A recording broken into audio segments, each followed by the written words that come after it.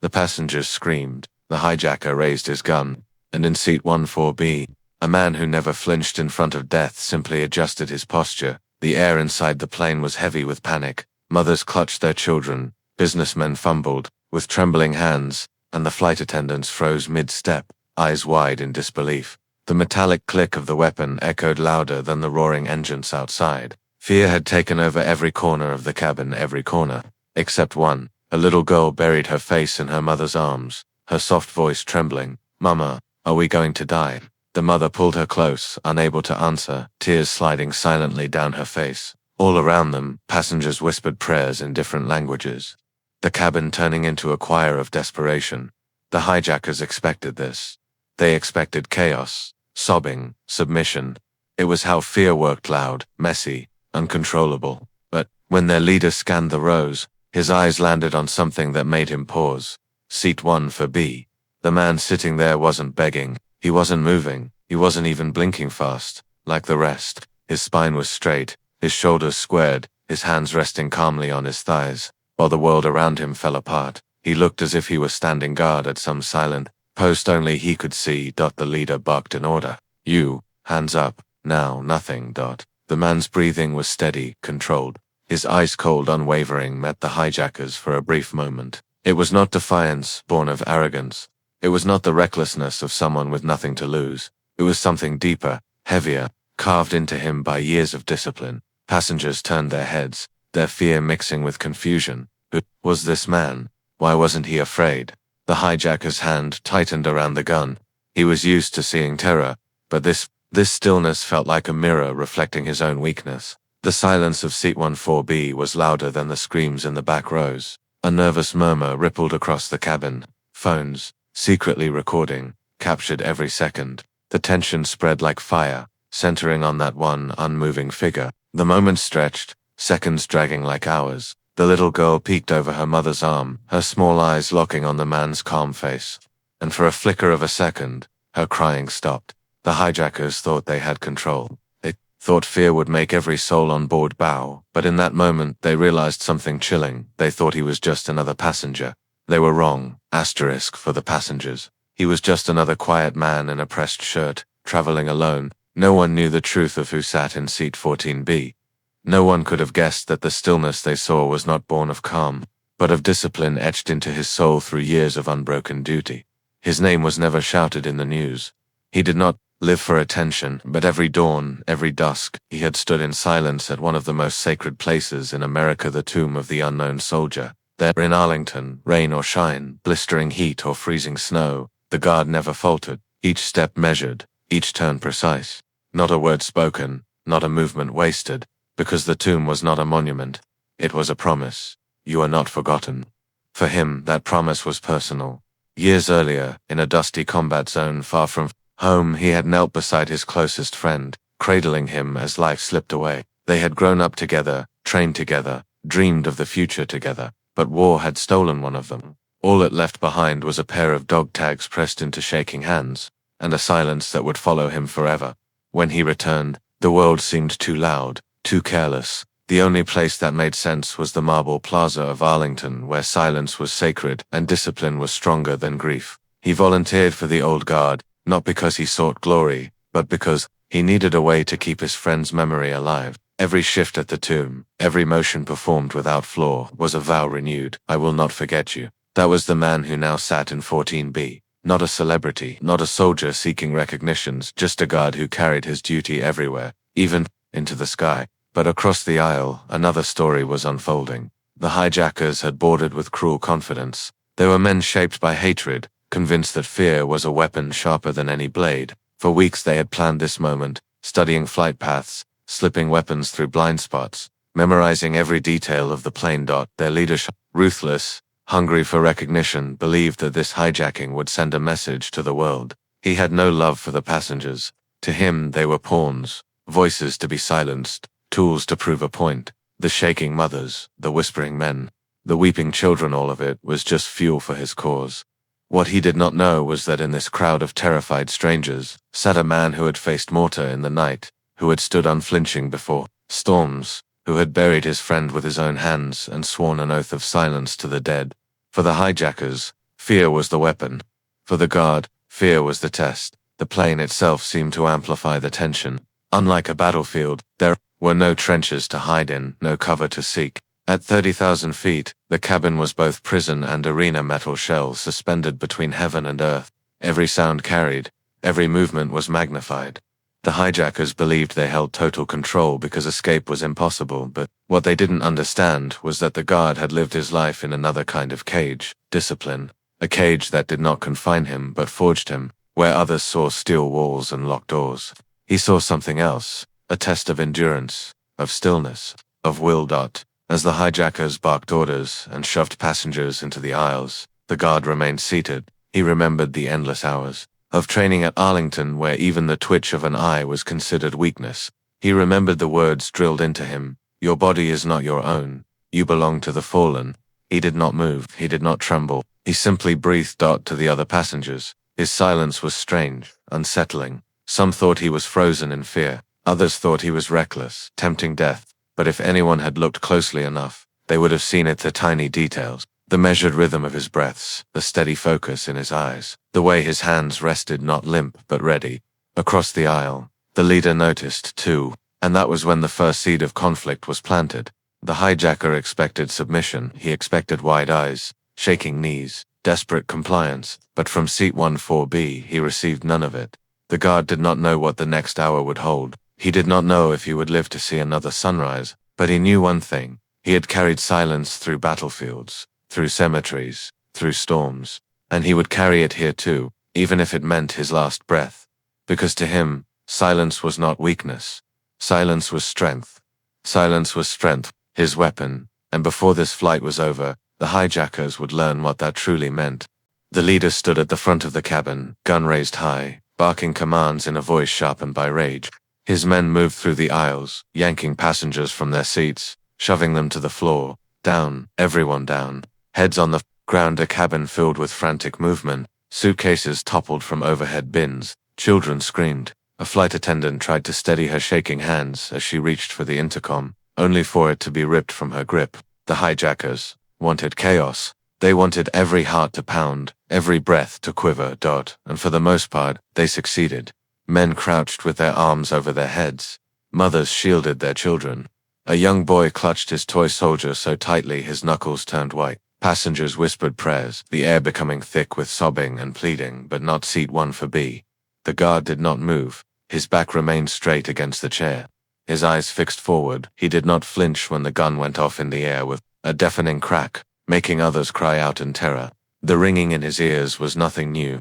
He had heard louder, closer, deadlier sounds. The hijacker nearest him noticed first. A man with wild eyes and a nervous twitch grabbed the guard's shoulder roughly. "You down?" The guard didn't answer, didn't blink. The hijacker shoved harder. "I said down." Passengers nearby winced. A woman gasped. Someone whispered, "What is he doing?" But the guard remained as still as stone. The leader strode down the aisle, irritation carved into his face. He liked control, and control depended on fear. Fear was universal, predictable. But this man, this silent figure, was breaking the script. He leaned in, pointing the gun inches from the guard's temple. "You think you're special. You think you can ignore me." The guard's chest rose and fell once in a slow, steady breath. His eyes shifted, meeting the leader's gaze. There was no arrogance in them, no challenge. Just discipline, just stillness. The leader sneered. "You'll learn." He shoved the barrel harder, expecting a flinch. Nothing. Around them, passengers watched in shock. Veterans among them clenched their fists, their faces twisting in quiet recognition. They knew that posture. They had seen it before, men standing at attention, unbroken, even when everything around them crumbled. Children peeked through trembling fingers, confused by the calmness. Reporters traveling on the flight fumbled with hidden phones, recording the strange defiance in silence. One hijacker muttered nervously to his partner, "Why isn't he scared?" The leader snapped back. "Everyone breaks watch," he gestured, and one of his men dragged a passenger forward, a young father with his little boy clutching his arm. The father begged through tears, "Please, don't hurt us." The boy whimpered, burying his face against his chest. The leader pointed his weapon at the boy, sneering as the cabin filled with screams, "Down, or the child dies." Dozens of voices shouted, "No, please, stop, don't." But seat 14B remained unmoved. The guard's training drilled into him. Stillness is control. Stillness is power. Even as his heart pulled toward the child, even as rage threatened to claw through his discipline, he held because he knew something the hijackers didn't. Fear makes mistakes. Stillness waits. The leader's hand trembled. He wanted the satisfaction of breaking the guard, of seeing his calm crack into panic. But the longer he stared into those eyes, the more unsettled he felt. He pressed the gun harder. Do you want this boy's blood on your hands? The guard finally moved, but only slightly. His chin lifted, his eyes locking fully with the leader's. The cabin seemed to hold its breath. Passengers froze, watching the exchange like prey, waiting to see who the predator truly was. Then, in a voice low and steady, the guard spoke his first words since the hijacking began. You are already broken. The leader blinked, stunned. The words weren't shouted. They weren't a threat. They were simple, controlled, devastating. Murmurs rippled through the cabin. Some passengers gasped. Others clung tighter to one another. A child whispered, "Mama, he's not scared." The leader's composure cracked. He slapped the guard hard across the face, the sound echoing through the silent cabin, but the guard didn't move, didn't react. The sting was nothing compared to the battles he had lived through, the storms he had stood against. Move him to the floor. The leader barked, his voice sharper than before. Two men rushed forward, grabbing the guard's arms, trying to drag him down, but even then, his body remained rigid, his silence louder than their shouts. Why won't he? One of the hijackers started. But the leader cut him off, his face dark with fury. Around them, passengers felt a shift. The hijackers still held the guns, but the power in the room was changing. The more the guard refused to break, the more control slipped through their fingers. Veterans in the back straightened, quiet pride flickering in their eyes. A woman whispered through tears, "He's not letting them win." A teenage boy, secretly, recording with his phone, whispered, "This is going viral." The hijackers barked louder, threatening more lives, trying desperately to pull fear back under their control. But every threat, every shout seemed smaller next to the guard's silence. And then, something unexpected happened. The little girl from earlier, the one who had cried into her mother's chest, peeked out again.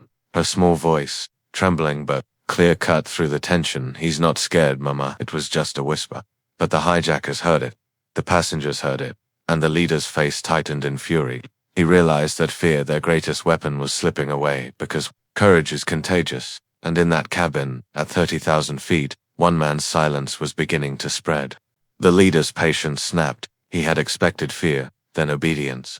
Instead, he had been met with silence, unshakable and unexplainable. The passengers' wide eyes no longer held just terror. Some had shifted to something else, something dangerous for a man who thrived on control. Hope. And hope, the leader knew, could spread faster than fear.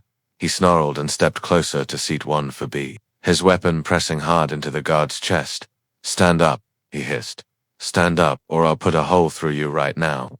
The guard rose, not in panic, not in surrender, but with the calm precision of a man moving on his own terms. His spine uncurled as though he were on the marble plaza of Arlington, completing a ceremonial turn. Every muscle in his body aligned into posture. He now stood taller than the hijacker. Though he made no aggressive move, passengers gasped at the sight. For a moment it looked less like a hostage being threatened, and more like a soldier standing before a storm. The leader shoved him backward into the aisle. "On your knees," he shouted. The guard didn't move. His boots remained planted on the floor. His eyes were steady, unreadable. He had stood in the burning heat of summer, in the icy lashes of winter storms. He had stood when thunder cracked above his head, when tourists mocked him, when distractions tried to break the silence. This was no different. The leader's hand shook. He struck the guard across the jaw with the butt of his gun. The sound cracked through the cabin like lightning. Passengers flinched. Some cried out. A woman covered her child's eyes. The guard's head tilted from the blow, but slowly. He turned it back, locking eyes with his attacker again. The silence was unbearable. It wasn't defiance shouted aloud. It was something deeper, older, something the hijacker could not conquer. "You think you're brave?" The leader spat, his voice beginning to crack. "You think your silence scares me?" The guard finally spoke. His voice was low, calm, and heavy as stone. "Not brave, disciplined." The words struck harder than any weapon. They echoed in the still cabin, bouncing off the metal walls, hanging in the air. The passengers froze. Even the other hijackers hesitated. The leader's rage boiled over. He grabbed the guard's collar, yanking him forward, pressing the gun against his temple. "One more word and you die."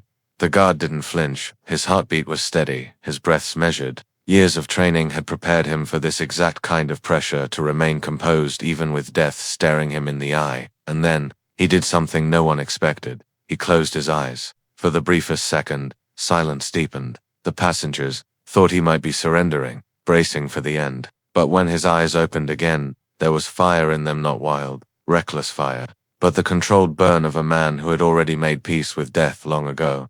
The leader's hand trembled. He shoved him again, trying to break him, but the guard moved with precision.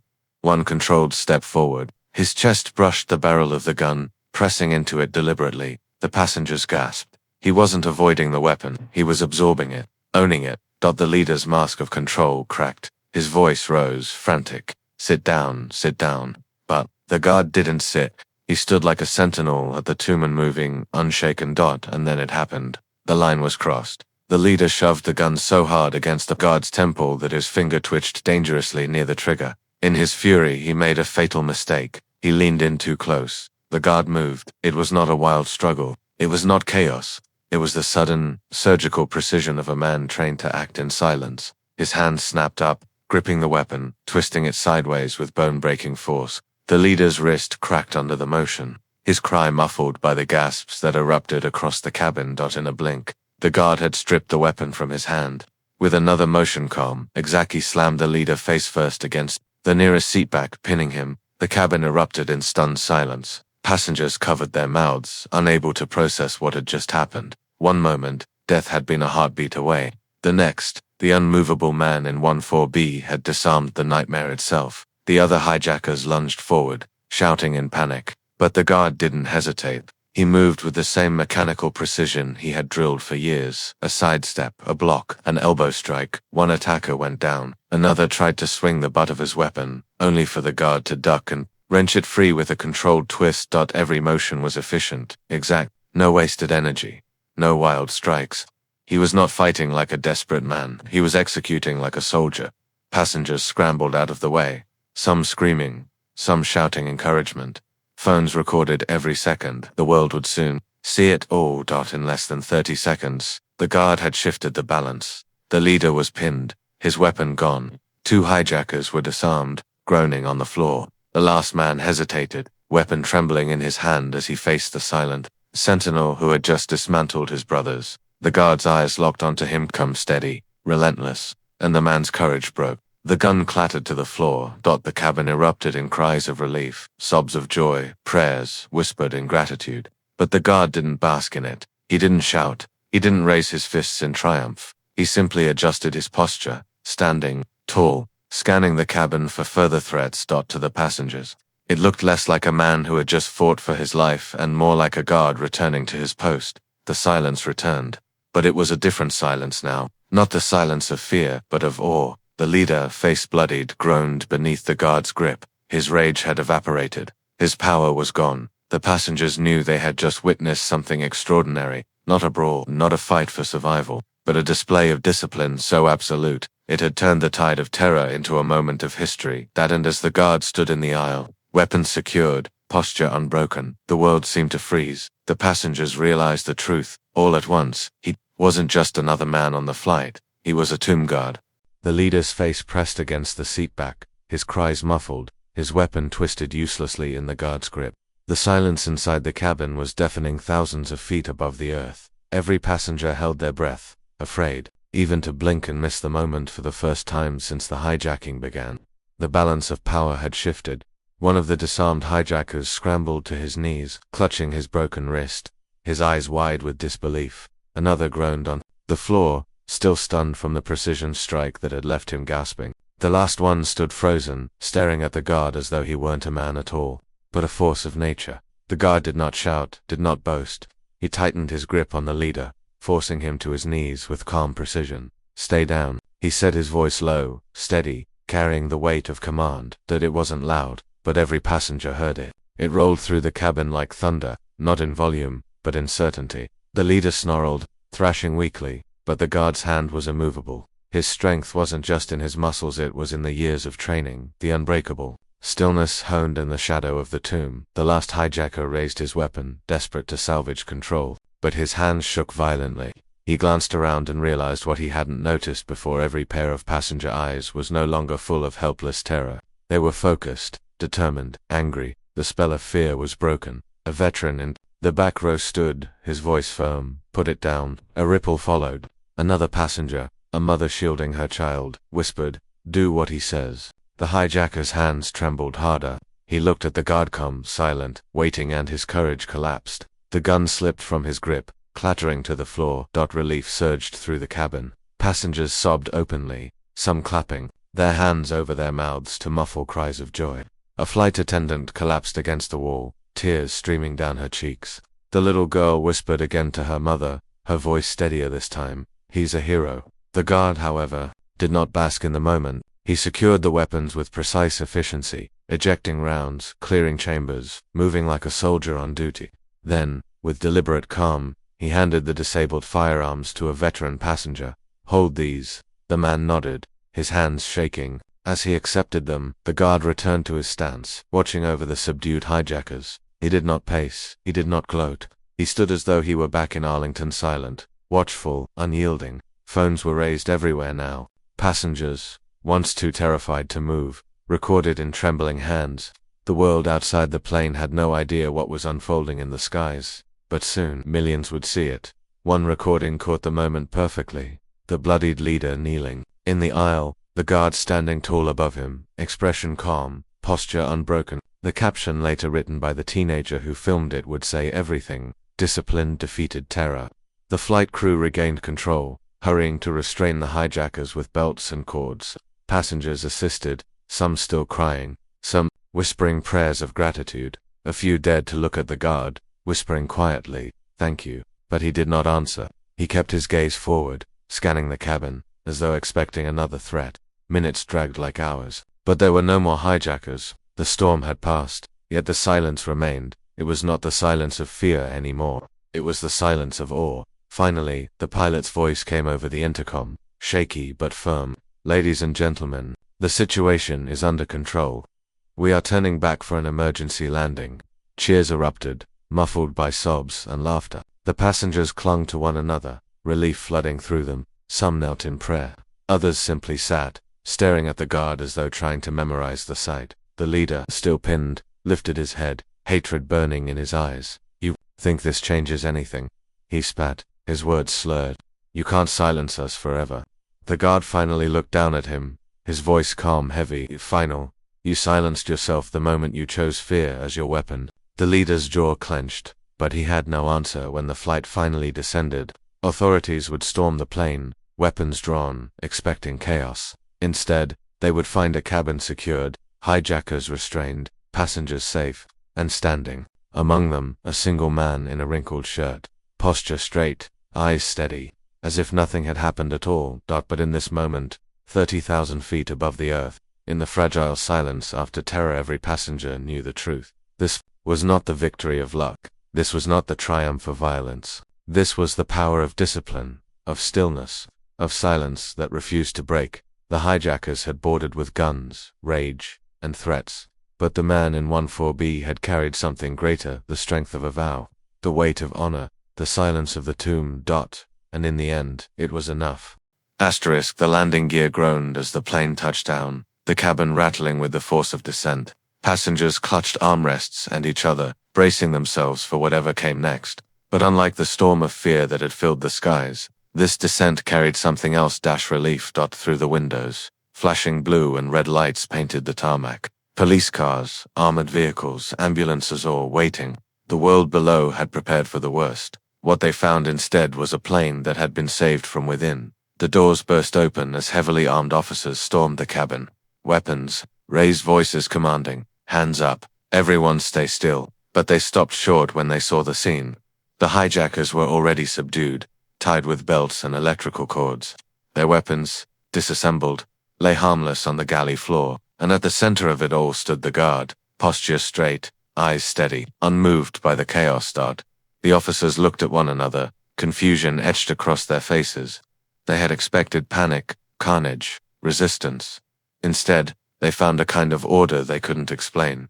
The passengers pointed. One whispered, "He did it." Another said it louder, "The man in 14B, he stopped them." The little girl from earlier tugged at her mother's sleeve, whispering, "Mama, the hero is right there." The guard said nothing, stepped back as the officers swarmed the hijackers, hauling them out one by one. The leader spat curses, but his eyes betrayed defeat. The silence he had once mocked now stood as the very thing that had undone him. As passengers were led carefully down the steps, paramedics checking for injuries, a group of military personnel stood waiting near the cordon. Among them was a colonel, his uniform sharp, his face hardened by years of service. When the guard stepped onto the tarmac, the colonel's eyes locked onto him instantly. He recognized the posture, the discipline, the silence. He knew. For a moment, the two men stood facing each other. The colonel lifted his hand in a crisp salute, solemn, respectful, wordless. The guard returned it with equal precision, his movements as deliberate as if he were back at Arlington. The passengers watched, hushed, sensing they were witnessing something sacred. In that salute, no words were spoken, but everything was understood. Duty, sacrifice, and the weight of honor carried quietly by those who never seek recognition later. In the stillness after the chaos, the guard sat alone in a quiet room at the terminal, the world outside buzzing with media frenzy. Reporters shouted questions, cameras flashed, but he ignored them all. His hands rested on his knees, calm, steady. From his pocket, he drew a chain symbol, worn, marked by time, his fallen friend's dog tag. He turned it between his fingers, the metal cool against his skin. His reflection stared back in the faint shine, and for a moment the roar of the airport faded. He remembered the battlefield, the final breath of the man he had sworn never to forget. "You're not forgotten," he whispered, the only words he had spoken in private all day. Outside, the world was already calling him a hero. Videos were spreading online, headlines flashing, silent guard stops hijacking, but none of it mattered to him. Recognition was never the point. He rose quietly, tucking the dog tag back against his chest. The chaos was over. The duty remained, because for him it was never about fame. It was about the vow he carried every day to honor the fallen, to protect the living, and to remain unbroken even when the world demanded otherwise. And so he walked away in silence, leaving the noise of the world behind. The story of that flight will be told for years. Not because of the hijackers, they were forgettable men, swallowed by their own hatred. Not because of the chaos they tried to unleash, but because of one figure who stood still when the rest of the world trembled. Tradition is not weakness. Stillness is strength. On that plane, in seat 14B, the passengers saw something most of us have forgotten in the noise of modern life: the power of discipline, silence, and unwavering honor. While others screamed, he breathed. While others panicked, he remained steady. And while others prayed for someone to act, he showed that sometimes the strongest act is not a loud one, but a silent, unshakable presence. The tomb guard had no intention of becoming a hero that day. He did not seek recognition, applause, or headlines. He had lived his life in service to a duty larger than himself, a duty to those who never came home, a duty to traditions that outlast generations. And in that moment, when death itself walked down the narrow aisle of a plane, he showed the world that honor is not something that dies in ceremonies or rituals. It breathes in the living. Perhaps the most powerful part of this story was not the arrest of the hijackers, nor the global headlines. It was the child who, in the middle of fear, looked at the guard's calm face and stopped crying. That quiet trust, that unspoken assurance was worth more than any medal or speech. Because sometimes courage doesn't roar, sometimes it doesn't even move. Sometimes courage sits still, unflinching, carrying the weight of 1,000 unseen salutes. So remember this story. Remember it not as a tale of violence averted, but as a lesson carved in silence, that honor, discipline, and sacrifice are not outdated values. They are lifelines in a world drowning in chaos. The passengers on that flight will never forget. The man in 14B, neither should we. If this story moved you, if it reminded you of the strength we too often overlook, share it, tell someone. Keep the legacy alive, because heroes don't always wear capes. Sometimes they wear silence. Sometimes they carry the weight of the fallen. And sometimes they sit quietly, waiting not for glory, but for duty. And when the world least expects it, they rise.